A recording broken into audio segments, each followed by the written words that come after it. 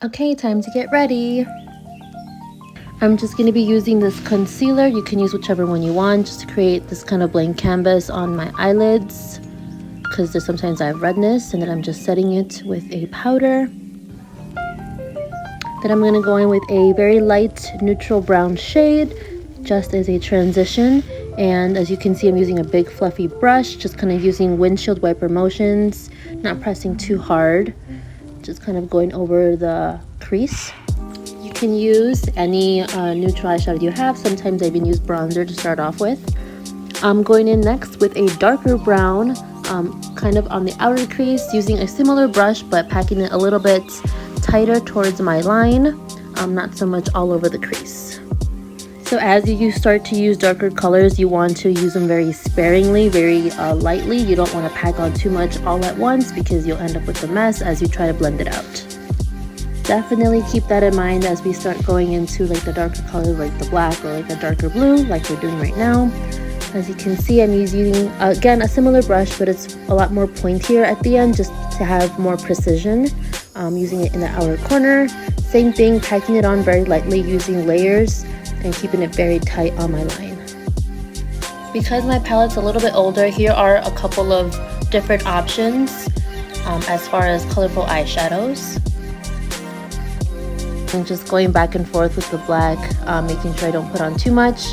And as you can see, I go back with that bronzer, that light brown, just to blend everything out and wing it out. The key to avoiding raccoon eyes is packing it on lightly, taking your time and blending it out. Hi, Ricky. Next, I'm just going to be covering the rest of that lid space with that dark blue. I'm using kind of a fluffy brush, but it's a little bit flattered so I can pack on more color. I'm also making sure just to follow that crease so I don't bring it up too high. And it's time for glitter, my favorite part. I'm using this NYX glitter primer and the matching loose glitter. I'm using a very flat brush. I'm putting some of the primer on the back of my hand. Same thing as the black, you want to use very little to start off with, putting it right on top of that blue that we just put on. And again, layering it on. You don't have to put too much, just enough to make it kind of tacky, a little bit sticky. You can definitely work one eye at a time with the primer than the glitter, but I just did both.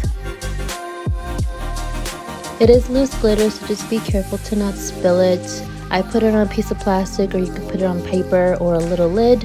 And using that same brush, I'm just picking up a little bit and placing it on top of the primer we just put down on the blue. Same thing with everything else. You want to work in small amounts and build up from there.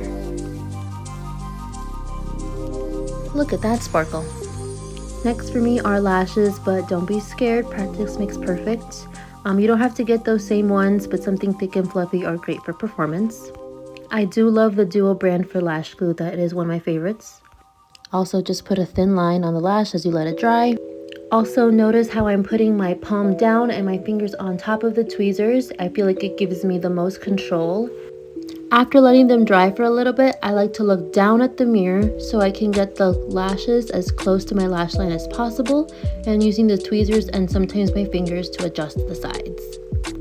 It's definitely a process, so please be patient with yourself and don't hesitate to ask for help. Perfect! So I've already put on my foundation, and I'm using a lighter concealer to brighten my under eyes, but also using it to clean up the makeup to make a sharper wing. Some people do use tape from the very beginning to create that line, but it's just my personal preference to use concealer to clean it up afterwards. Now I'm just using that same powder to set my face. Now it's time for the inner corner highlight. You can use a tiny little brush, but I don't mind just using my ring finger or my pinky. Same thing, just using a little bit first and building up. Hi, Alexis. Now with a flat liner brush, I'm going back with the black to line my bottom lash line. Again, with the dark colors, you want to keep it nice and tight and precise as possible.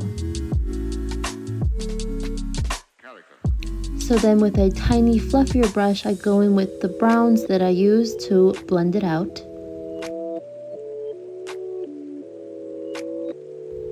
After that, I'm going to go in with that same blue brush from the first time to put a little bit of blue right on top of that brown.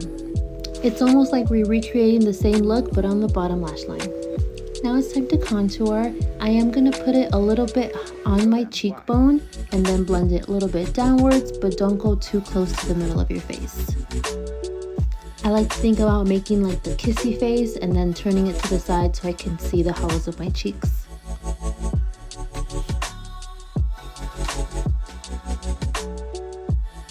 But wait, you're not done. Because it is performance, we do have to go a little bit darker than we normally would, just so that everybody all the way in the back can see how contoured and snatched we look.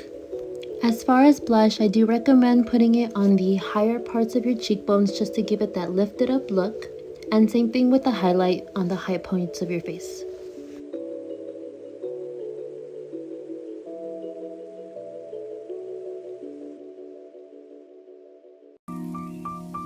Now we need the makeup to last a while, so these are some of my favorite setting sprays to use. And I highly recommend moisturizing your lips before using any sort of matte lip like this. You don't have to get the Fenty one, but a deep burgundy matte lipstick is the look we're going for. As you can see, I'm carefully outlining my lips and then filling in the insides with the color. You can use a lip liner, but this personally works out for me. After that, you're pretty much all done. I hope this helped. You're all ready to go. Put on your costume. Okay, love you. Bye.